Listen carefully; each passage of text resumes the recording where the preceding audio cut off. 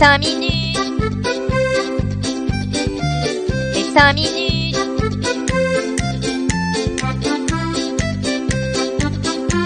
Les 5 minutes du coin. Bonjour à tous et bienvenue pour ce nouvel épisode des 5 minutes du coin. On a encore une fois passé une semaine plutôt calme, le Bitcoin étant resté aux alentours des 27 000 $ toute la semaine. Le Fear and Greed Index n'a pratiquement pas bougé depuis vendredi dernier car il est de 53, toujours dans la neutralité. Commençons cette semaine en faisant un tour du côté des ordinals, qui continuent malgré le temps qui passe à galvaniser du monde. Les 10 millions d'inscriptions ont été dépassées, il y a donc désormais plus de 10 millions de petits Satoshi avec quelque chose attaché à eux de manière indélébile sur la blockchain Bitcoin. Cependant, malgré le succès assez impressionnant que rencontre ce protocole, cette semaine, le développeur qui en est à l'initiative a décidé de passer la main sur son projet. Il s'appelle Kazé Rodamor et a déclaré sur Twitter ne pas avoir donné au protocole Ordinals toute l'attention qu'il méritait. C'est donc désormais le dev Ravjaf qui prend sa succession, qui apparemment est encore étudiant et aurait donc besoin de dons pour pouvoir bosser à plein temps entre guillemets sur le protocole Ordinals. À première vue, ça semble assez bancal cette histoire, mais bon, on va voir ce que ça donne. Poursuivons autour de Bitcoin avec un acteur qui a pourtant un logo vert, mais qui semble petit à petit enfiler une combinaison de plus en plus orange. Ce gigantesque acteur n'est autre que Tether, et il a très bien mélangé le vert de son logo avec le orange du Bitcoin, car il souhaite développer du minage de Bitcoin basé sur des énergies renouvelables. Peut-être une solution de plus pour backer son stablecoin, qui sait. Et puis quand on sait que tous les bénéfices qu'ils ont fait depuis le début de l'année sont énormes, il faut bien réinvestir tout ce pognon dans quelque chose.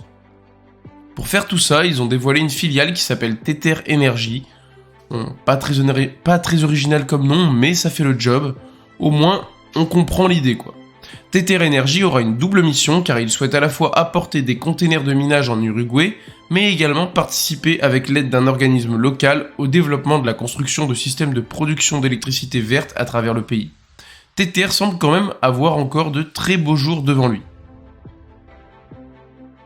Cette semaine, les utilisateurs de Binance ont reçu un joli petit mail qui nous montre que la régulation n'est pas là juste pour faire joli, mais qu'elle a bien des conséquences directes sur les acteurs du secteur et les pousse à prendre des décisions restreignant leur offre de services. Ici, dans le cas de Binance, c'est le retrait de certaines paires de crypto-monnaies disponibles à la vente et à l'achat en France. Les cryptos qui ont été retirés sont des cryptos dites à anonymat renforcé, comme par exemple le Monero ou encore le Dash. En France, il ne sera donc plus possible de trader ni d'acheter tout simplement ces crypto-monnaies-là.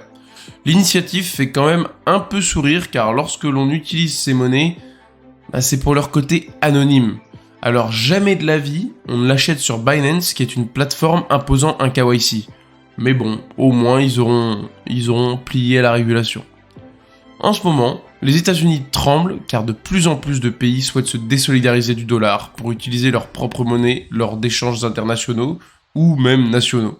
Et cette semaine, c'est le cas du Kenya, et c'est carrément le président du pays, William Ruto, qui dans une déclaration a invité les autres pays du continent africain à utiliser le système de paiement et de règlement panafricain. Dans ce genre de contexte, on peut aussi dire que Bitcoin pourrait être une option vers laquelle les populations décideraient de se tourner. D'ailleurs, en parlant des États-Unis, les sénateurs américains se sont trouvés un nouveau petit prétexte afin de pouvoir taper sur Bitcoin. C'est encore un truc très vilain et pour une fois ce n'est pas du blanchiment d'argent, non, là on parle de drogue. C'est dans un rapport d'Elliptic, une société spécialisée dans la traçabilité sur blockchain, qu'il est dit que les crypto-monnaies étaient plus utilisées qu'avant pour les achats liés à la production de fentanyl. Donc déjà bon, c'est pas la drogue en général, c'est le fentanyl précisément.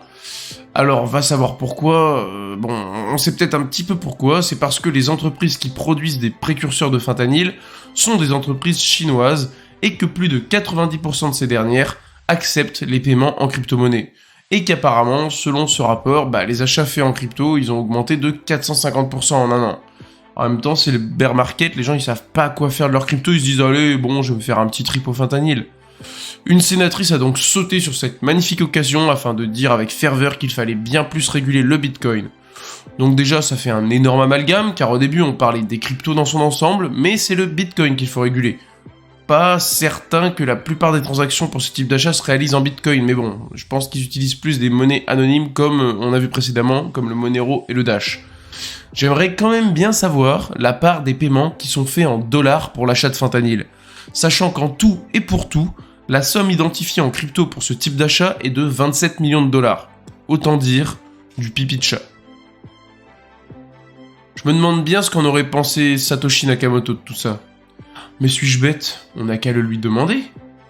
Oui, je sais, il n'y a plus donné signe de vie depuis un bon moment déjà, cependant, une IA appelée Talk to Satoshi a été développée par Pierre Corbin et Hugo Ferrer, qui permet de poser des questions autour du Bitcoin et de l'économie de manière plus générale à l'IA, qui vous répondra comme si elle sortait de la tête de Satoshi Nakamoto.